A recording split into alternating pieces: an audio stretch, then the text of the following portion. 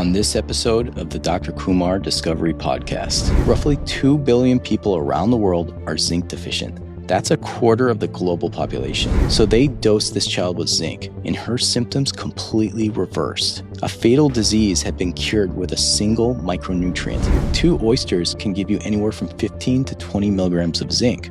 They're essentially nature's perfect food-based supplement. My name is Dr. Ravi Kumar. I'm a neurosurgeon in search of the causes of human illness and the solutions that help us heal and thrive. I want you to join me on a journey of discovery as I turn over every stone in search of the roots of disease and the mysteries of our resilience. The human body is a mysterious and miraculous machine with an amazing ability to self-heal. Let us question everything and discover our true potentials. Welcome to the Dr. Kumar Discovery. Welcome to the Dr. Kumar Discovery Podcast.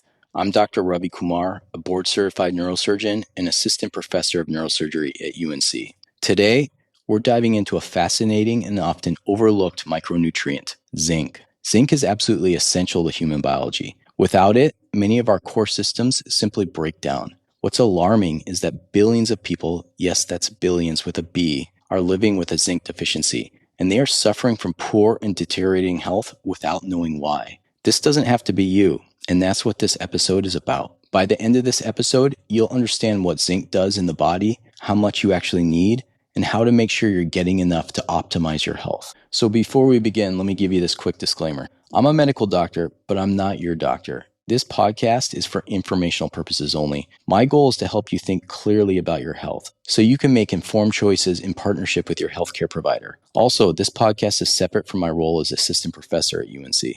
So let's get started with the basics. What is zinc? Well, zinc is a trace metal. On the periodic table, it's represented as Zn. This little ion is critical. It interacts with hundreds of proteins in the body, helping them fold properly and maintaining their structure. Without zinc, these proteins can't function. This means enzymes that drive vital chemical reactions in your body begin to fail, and so does your health. Zinc powers over 300 enzymes and supports more than 1,000 transcription factors. These are specialized proteins that help turn DNA into RNA, which then guides the production of proteins. That means zinc is involved at the very root of gene expression. But zinc's role doesn't stop there. It's a key player in antioxidant defense, particularly as a cofactor for superoxide dismutase, an enzyme that helps neutralize harmful reactive oxygen species. It also stabilizes cell membranes and plays a central role in both innate and adaptive immunity, helping neutrophils, natural killer cells, T cells, and antibody-producing B cells do their jobs effectively. On top of that, zinc is essential for hormone synthesis. It affects cortisol regulation, sex hormone production, growth signaling. The whole hormonal orchestra that keeps us in balance depends on zinc. Now here's the part that's deeply concerning. Roughly 2 billion people around the world are zinc deficient. That's a quarter of the global population, which lives with impaired immunity, hormone dysregulation, and suboptimal gene expression, often without even realizing it. To really understand how we came to appreciate the importance of zinc, we have to step back in time to the early 1960s. During a Grand Rounds presentation in Iran, Dr. Ananda Prasad, a brilliant physician and researcher, was introduced to a 21-year-old man who remarkably appeared no older than a 10-year-old boy. He had severely stunted growth, underdeveloped genitalia, rough skin, hepatosplenomegaly, and the overall appearance of a child. His diet consisted mostly of whole wheat bread, and interestingly, he had an intense craving for clay, eating nearly a pound of it per day. This unusual behavior is known as geophagia, a type of pica where individuals crave and eat non-food substances like dirt, ice, or clay. It's often the body's way of signaling a mineral deficiency. And Dr. Prasad recognized the pattern. He suspected zinc deficiency, so he started the young man on zinc supplementation. Within a year, the transformation was remarkable. The patient grew 15 centimeters and underwent full pubertal development. It was the first major clue that zinc played a critical role in human growth and sexual maturation. Dr. Prasad went on to study malnourished children in Egypt who were similarly growth stunted. When given zinc, they too experienced a dramatic response, growing an average of 15 centimeters in just 6 months and entering puberty after long delays. These findings cemented zinc's role as an essential nutrient for growth and development. Around the same time, 2 other researchers, Barnes and Moynihan, made another breakthrough. They were caring for an infant with a mysterious and fatal condition called acrodermatitis enteropathica, marked by skin ulcerations around the mouth and anus, severe dermatitis, hair loss, and chronic diarrhea. Up until that point, the disease was universally fatal, and doctors and parents helplessly watched these babies die miserable deaths. But Barnes and Moynihan had a hunch. What if these babies were zinc deficient? Maybe they weren't absorbing it properly. It was known at the time that zinc was helpful in treating diarrhea, and one of the miserable symptoms of acrodermatitis enteropathica was continuous diarrhea. So they dosed this child with zinc, and her symptoms completely reversed. A fatal disease had been cured with a single micronutrient. This one simple intervention went on to save countless lives after their discovery. The root cause was later found to be a genetic mutation in the ZIP4 transporter, the protein responsible for absorbing zinc from the gut into the bloodstream. These children weren't absorbing any zinc, and without supplementation, they were dying. These discoveries shifted zinc from relative obscurity into the spotlight of global health. They helped establish modern RDA guidelines and led to zinc's inclusion in parenteral nutrition. That's intravenous feeding for critically ill or malnourished patients. Today, zinc is even part of the World Health Organization's recommendations. Children with diarrhea in resource-poor settings are routinely given zinc supplements, and it works. The diarrhea improves faster, and the kids recover more quickly. Hey guys, I hope you're enjoying this podcast so far, and I have a small favor to ask you. Please take a moment to rate and review this podcast on whatever platform you're listening to it on, and share it with someone who might find it helpful. That's how the show grows, and honestly, it's the only way it reaches more people who need to hear it. So what exactly does zinc do in the body? Well, for starters, zinc acts as a structural support for proteins. It binds and stabilizes protein loops, forming what are called zinc fingers, tiny structural motifs that help proteins, especially transcription factors, interact with DNA. These zinc fingers slot into the grooves of DNA, enabling the transcription factor to switch genes on or off.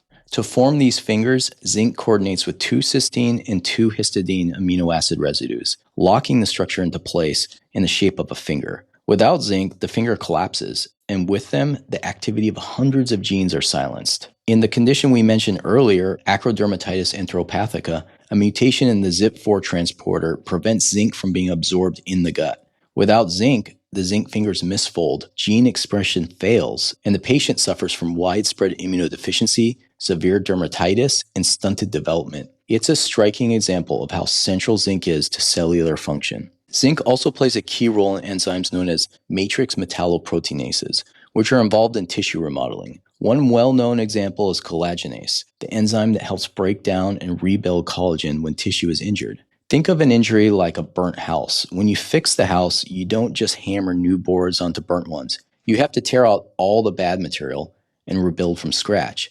Collagenase, which depends on zinc, allows your body to do that.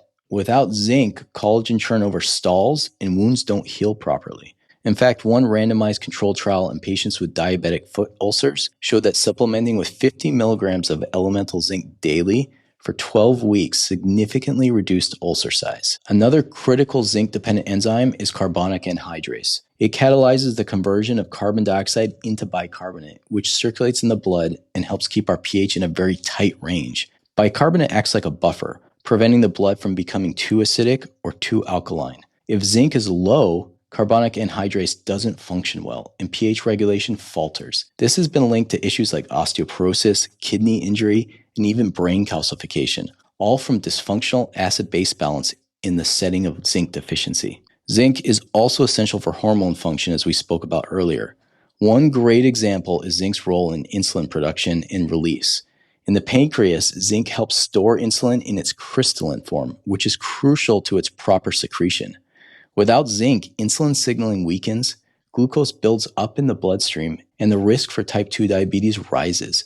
A 2019 meta-analysis of 25 randomized control trials found that zinc supplementation at 20 to 50 milligrams per day lowered fasting blood glucose by 13 milligrams per deciliter and reduced hemoglobin A1C by 0.35. That's a significant improvement, especially for people with metabolic syndrome and diabetes. Zinc also plays a major role in thyroid hormone metabolism. Your thyroid gland produces mostly T4, a storage form that isn't biologically active. When tissues need thyroid hormone, they convert existing T4 into T3 right on the spot, and T3 is the active form.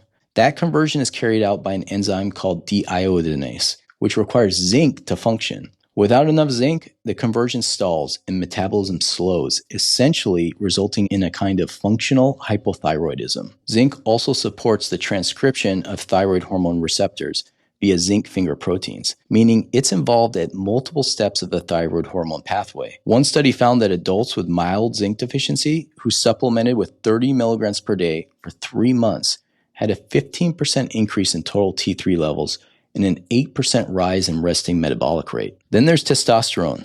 In the testes, Leydig cells convert cholesterol into testosterone through a multi-step enzymatic cascade. The final step, converting androstenedione into testosterone, is catalyzed by the enzyme 17-beta-hydroxysteroid dehydrogenase, which has a zinc binding site. Zinc locks the enzyme into its active conformation. Without it, the enzyme misfolds and testosterone production grinds to a halt. Zinc also acts upstream in the brain in an organ called the hypothalamus, where it binds to a receptor called GPR39, triggering the release of GnRH, that's gonadotropin-releasing hormone. GnRH then stimulates the pituitary to release luteinizing hormone, which then stimulates the Leydig cells in the testes to produce testosterone. So zinc supports both central and peripheral control of sex hormone production.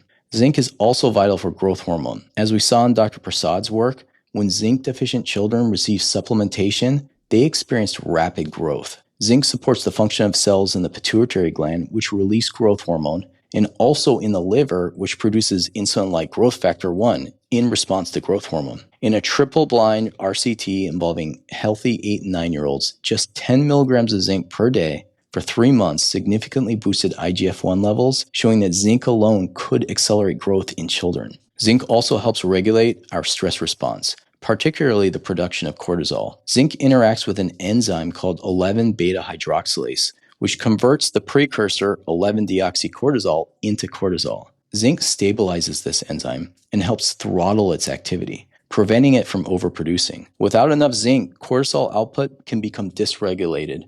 The enzyme breaks down under oxidative stress from all the work it's doing, and the body's ability to manage stress collapses. So zinc not only helps produce cortisol, it helps control the whole system, preventing it from overshooting and eventually burning out. Zinc is also vital to our neurobiology, especially when it comes to memory, learning, and mental clarity. In the hippocampus, the part of the brain responsible for memory formation, zinc is co-released with a neurotransmitter called glutamate. This interaction helps regulate signaling involved in how we form and retain memories. Zinc also stimulates the production of brain-derived neurotrophic factor, or BDNF, a key molecule involved in neuroplasticity, learning, and memory. In a small, unblinded study of 10 patients with Alzheimer's disease, supplementing with 30 milligrams of zinc daily for 3 months improved cognitive scores in 8 of the 10 patients. In a larger randomized control trial of 387 adults aged 55 to 87, participants who took either 15 milligrams or 30 milligrams of zinc per day for 3 months made fewer errors on a computerized test, showing improvements in executive function. And a 2023 review of clinical studies concluded that zinc supplementation consistently supports memory, processing speed, and executive function in older adults. All of this highlights zinc's broad neuroprotective role in offering cognitive resilience across the human lifespan. Zinc's role in the immune system is where it often receives most of its attention. Zinc is essential for the production of thymulin. Thymulin is a small peptide hormone secreted by the thymus gland, which is an organ located behind the sternum. Thymulin acts like a conductor of the immune orchestra, coordinating the activation, proliferation, and resolution of immune responses. It helps bring immune cells out of dormancy, direct them to recognize pathogens, produce antibodies, and then shut down inflammation once the job is done. Mild zinc deficiency can reduce thymulin activity by up to 50%, but this is fully reversible with supplementation. Studies show that 30 milligrams of zinc per day for just 4 weeks can restore normal thymulin function. And another powerful arm of our immune system is made up of cells called natural killer cells, which specialize in identifying and destroying virus-infected and cancerous cells. Zinc enhances natural killer cell function by strengthening their cytotoxic machinery, essentially priming them to act more efficiently and more deadly. In healthy adults, taking 30 milligrams of zinc daily for 1 week increased natural killer cell cytotoxicity by 40%, which is a dramatic boost. Zinc is especially important in the elderly, where immune function tends to decline. Studies estimate that about 35% of adults aged 55 to 87 are zinc deficient. In one double-blind randomized controlled trial, older adults who took 45 milligrams of zinc per day had a 66% lower infection rate compared to those taking a placebo, averaging just 0.29 infections over a year versus 1.4 infections over the year for those who weren't taking zinc. You've also probably seen zinc lozenges in the drugstore during cold season, and there's real science behind them. When taken at the onset of illness, zinc lozenges can reduce duration of the common cold by over 2 days. The mechanism? Zinc ions coat the mucous membranes of the throat and upper respiratory tract, where they block a receptor on your cells called ICAM1, the very receptor that cold viruses use to enter and infect cells. By blocking this entry point, zinc limits viral replication and shortens illness duration. Zinc is also very important in its role as a master antioxidant. One of the most important antioxidants in the body is superoxide dismutase, specifically the copper-zinc form called SOD1. This enzyme helps convert superoxide, a highly reactive byproduct of oxygen metabolism, into hydrogen peroxide, which is less damaging and can then be safely broken down. You might remember from our vitamin C episode that vitamin C plays a similar role in reducing oxidative stress, but it doesn't act alone. Zinc is essential for proper folding and functioning of SOD1. Without zinc, the enzyme becomes unstable and ineffective, compromising your body's antioxidant defenses at the cellular level. So that's a brief rundown of what zinc does in our body, and we barely scratched the surface. But the question remains, how much zinc do we actually need? According to the official guidelines, the recommended dietary allowance, or RDA, is set at 11 milligrams per day for adult men and 8 milligrams per day for adult women. Those values are designed to meet the needs of basically about 97 to 98% of the healthy population. There's also something called the tolerable upper intake level, and that's the maximum daily amount considered safe for long-term use. For zinc, that number is 40 milligrams per day in adults. Going beyond that for long periods of time, especially in supplement form, can impair copper status and lead to other imbalances. But it's important to remember that this applies to supplements, not food.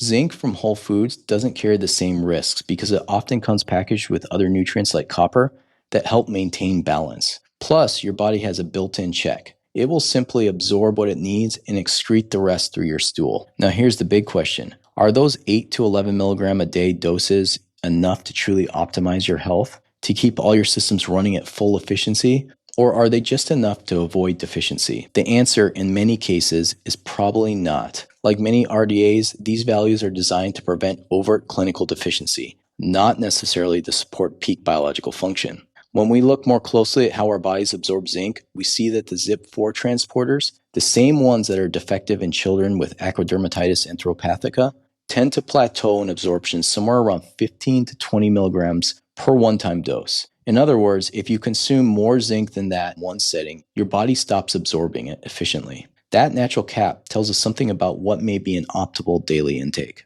And we can cross-check that with clinical data. When researchers studied the effects of zinc on blood sugar regulation, they often used doses from 20 to 50 milligrams per day. For children's growth and IGF-1 production, 10 milligrams per day has been effective. For immune outcomes like reduced infections, studies use anywhere from 15 to 25 milligrams per day.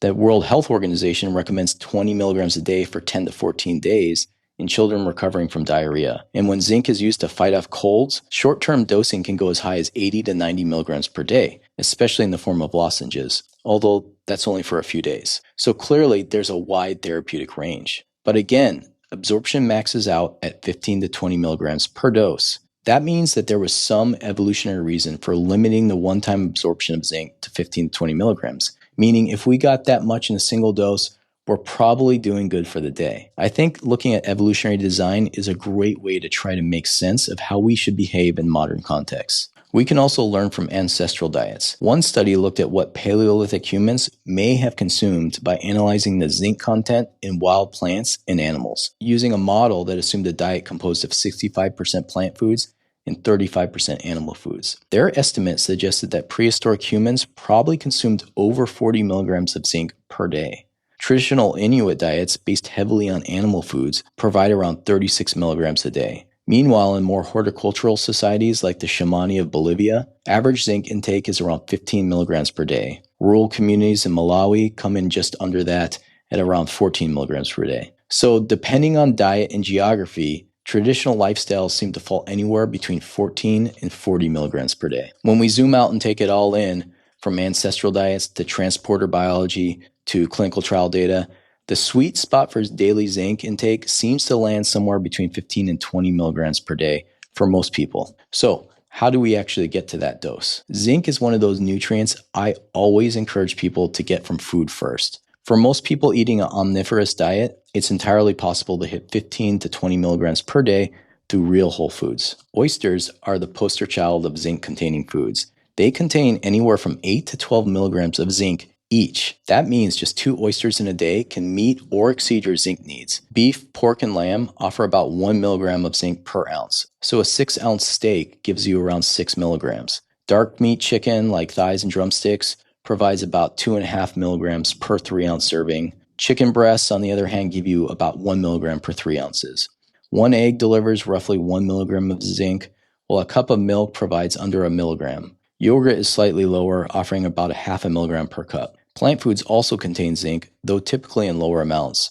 Peanuts and soybeans contain about 1 milligram per ounce or half cup. Mung beans, lentils, and other legumes have similar levels. When it comes to grains, white rice offers about 0.35 milligrams per cup. Noodles give you about 0.4 milligrams per cup. And refined wheat flour has about 0.6 milligrams per half cup. These are lower numbers, but plant foods also come with another challenge, and that's absorption. One of the main reasons zinc deficiency is so widespread in populations that rely heavily on cereal grains is because of a compound called phytate. Phytates are found in beans, grains, nuts, and seeds, and while they serve an important function in the plant, they interfere with mineral absorption in humans. They do this by binding to metal ions like zinc and forming insoluble complexes that the body can't absorb. This is known as chelation. So if you're eating a bowl of oats, for example, the zinc and iron in that meal may be present, but locked away, bound up by phytates, and ultimately pass through your digestive tract unabsorbed. To give you a sense of the impact of phytates, zinc absorption from something like oysters where there are no phytates is conservatively around 21%. With moderate phytate intake, absorption drops to 11%. And with high phytate intake, like wheat, oats, and rice, it can drop to as low as 4%. This is why regions with high cereal grain intake often see widespread zinc deficiency. And it's what likely contributed to the case we talked about earlier, the young man Dr. Prasad encountered in Iran. He was consuming massive amounts of whole wheat flour, which is loaded with phytates, and that likely blocked the ability to absorb the zinc he needed. So does that mean you should stop eating beans and grains? Not at all. Plants contain phytates, yes, but they also contain fiber, polyphenols, and a wide range of beneficial nutrients. The solution isn't to eliminate them, it's to prepare them well. Traditional preparation techniques like soaking, sprouting, fermenting, and roasting can dramatically reduce phytate content. Soaking grains and legumes for 8 to 12 hours activates an enzyme called phytase, which breaks down the phytates and allows zinc and iron to become more bioavailable. Sprouting seeds or fermenting flours, like in sourdough bread or dosage, further reduce phytate content and enhance nutrient absorption. Even lightly roasting nuts can help. These are simple practices that people have used for generations, and they can make a huge difference in how much nutrition your body actually absorbs from plant foods. Now let's talk about zinc supplements. Supplemental zinc is widely available, effective, inexpensive, and generally safe. Having one on hand is a reasonable idea, especially if you're not confident that your diet provides enough zinc. There are several types of zinc supplements you can buy over the counter. Zinc glycinate, zinc citrate, zinc gluconate, zinc oxide, zinc sulfate, zinc histidine, and zinc-enriched yeast. These forms all provide zinc in slightly different chemical configurations, which affects how well they are absorbed. Of all of them, zinc glycinate stands out as the most effective for absorption. In a 6-week randomized control trial involving 30 healthy women, participants received 60 milligrams of either zinc glycinate, zinc gluconate, or a placebo. Only the glycinate group showed a significant rise in plasma zinc by week 6, both from baseline and compared to the other forms. Other studies have shown that zinc gluconate outperforms citrate, histidine, enriched yeast, oxide, and sulfate. So if you're looking for the most reliable form, zinc glycinate is the winner. There's also zinc picolinate, which may be fairly bioavailable, but it hasn't been studied as extensively. Personally, when I choose a zinc supplement, I go with zinc glycinate. It's affordable, well-tolerated, and effective. So let's lay out a few practical scenarios based on different eating patterns. and how much zinc you're likely getting from food, and whether you might benefit from a supplement. I'll break it down into 3 categories: omnivores, vegetarians, and vegans. We're aiming for 15 to 20 milligrams of zinc per day for optimal health. If you're an omnivore, meeting that target with food alone is very reasonable. Imagine a typical day. For breakfast, you have 2 eggs, that's about 2 milligrams of zinc. Add a slice of whole wheat bread and a cup of yogurt, and you're up to about 3 milligrams. At lunch, you have 3 ounces of beef, giving you another 3 milligrams, and maybe some beans on the side. Let's say that adds another 5 milligrams, though some of it might be lost to phytates, depending on how it's prepared. As an afternoon snack, you eat some peanuts. That's another 1 or 2 milligrams. For dinner, you have some chicken or more beef, maybe some tofu and rice, and you pull in another 5 to 6 milligrams. Maybe a glass of milk before bed adds another half milligram. Altogether, that day adds up to about 18 milligrams of zinc, and that's without needing any supplements. You're right in that Goldilocks zone between 15 and 20 milligrams, and if you eat like that consistently, you'll likely stay zinc replete. Now let's say you're not sure you're getting enough. You want to go for a food-based boost. One of the easiest ways, just eat a couple oysters. 2 oysters can give you anywhere from 15 to 20 milligrams of zinc. They're essentially nature's perfect food-based supplement. Eating oysters fresh is super delicious, and some of my fondest memories are from sitting down in a New Orleans bar with my brother and sucking down raw oysters alongside a cold beer. If you can get them fresh, eat them. They're awesome. If fresh oysters are not available, canned oysters will do, but honestly, they're not great tasting. Now let's look at the vegetarian diet. Breakfast might be similar: eggs, whole wheat bread, and yogurt. So you're essentially starting off like the omnivore. For lunch, you have lentils and tofu, maybe some peanuts for a snack. Then at dinner, you eat black beans, cheese, milk, and some greens. You're probably hitting around 15 milligrams of zinc total for the day. But here's the challenge. A large portion of your zinc is coming from legumes, which are high in phytates, and that reduces absorption. With that kind of phytate load, your zinc absorption might fall around 10% or more. That means you're just below the optimal range based on getting 15 to 20 milligrams with a baseline absorption of 21%. So what can you do? You could increase your intake of eggs and dairy, which have no phytates, or to keep it simple, just add a small supplement. Even a 5 milligram zinc glycinate capsule would be enough to get you back into the optimal range. You could also take a 15 milligram capsule and still stay well below the upper limit. So for vegetarians, a small supplement is often helpful. Even though you might be above the RDA through food, you're probably not quite at the optimal level unless you're really optimizing your diet. Now let's talk about vegans. I was actually vegan for 2 years, and while I think it can be a helpful tool in certain situations, it's worth noting that no traditional culture in the world has ever followed a purely vegan diet. That says something to me. The human body evolved to eat both plant and animal foods, and not one of our ancestors across the world ever thrived in the setting of a plant-only diet. In my case, the vegan diet worked for a while, but it ultimately left me vulnerable when other stressors hit. It eroded my resilience. That's something I'd caution people about if they're following a long-term vegan diet. But let's say you're vegan and you want to do it well. For breakfast, you might have whole wheat bread with peanut butter and a tofu scrambled.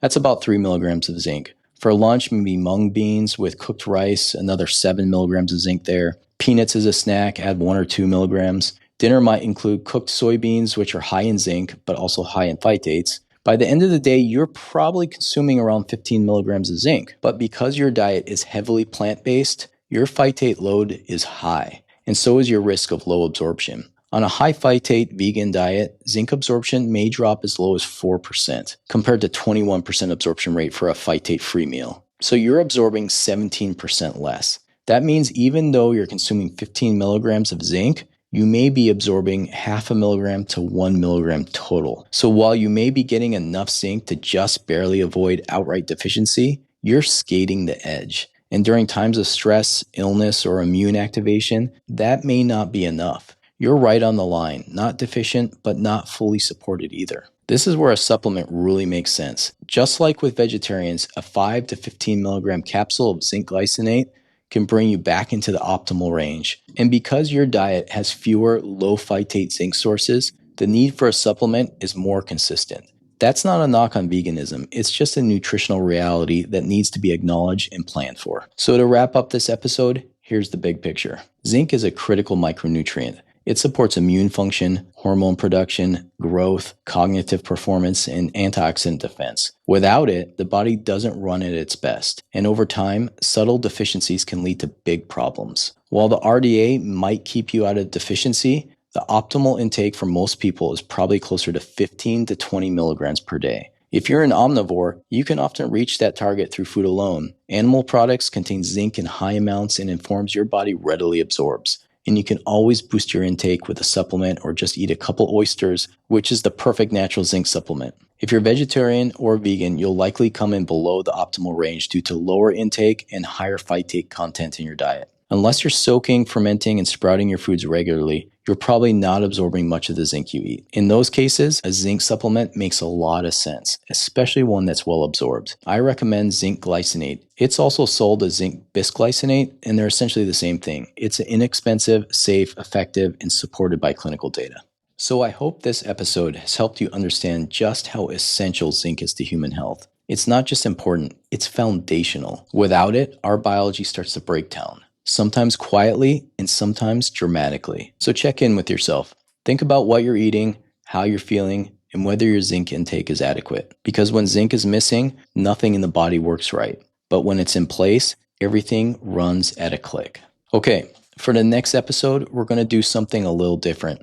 We've been exploring the world of micronutrients over the past few episodes, but now we're going to pivot and dive into a disease process. It's something you may not have heard of, but there's a good chance it's touched your life or the life of someone you know without you even realizing it. The condition is called PANDAS. PANDAS is a disorder where a simple strep infection triggers an autoimmune response that affects the brain. It often shows up in children as the sudden onset of obsessive compulsive behaviors, tics, anxiety, or even dramatic personality changes. The fact that this condition has gone so under-recognized and has likely been happening throughout human history means that there could be thousands, maybe millions or more children with misdiagnosed psychiatric conditions when the root cause is something that is treatable with a single round of antibiotics. I want to talk about PANDAS because the more people know about it, the more likely it is to be caught early and treated. No child should have to suffer needlessly because no one knew to look. It happened in my family, and it may have happened in yours even if no one gave it a name. So, on the next regular episode, we'll explore the science, the controversies, and the clinical clues behind this misunderstood and underdiagnosed syndrome. Now, before we wrap up, there's one more thing I want to share with you. I've been releasing these deep dive research episodes every 2 weeks, and the reason is simple. They take a lot of time. Each one requires a massive amount of research, fact-checking, and synthesis to make sure I'm giving you the clearest, most actionable information possible. I'd love to do them every week, but it's just not possible. But starting next week, I'll be adding something new in the off weeks. It's a new series I'm calling Tribulations, and it'll live within the same podcast feed for now. These episodes will focus on medical stories, many of them historical, some personal, and some that highlight the human side of medicine. Why am I doing this? First, because storytelling is powerful. It's fun, it's compelling, and it connects us in ways that facts alone can't. But second, and more importantly, we can learn a lot from history, from both the mistakes and the moments of insight. These stories remind us how far we've come, how often we've gotten things wrong, and how we can do better moving forward. So stay tuned. Next week, you'll get the very first Tribulations episode. And then the week after that, we'll be back to our regularly scheduled deep dive, where we'll explore PANDAS, as I mentioned earlier. Thanks again for joining me on the Dr. Kumar Discovery Podcast. If you enjoyed the show, please subscribe, share it with a friend, and leave a review. It really helps others discover the podcast. And until next time, stay curious, stay critical, and stay healthy. Cheers.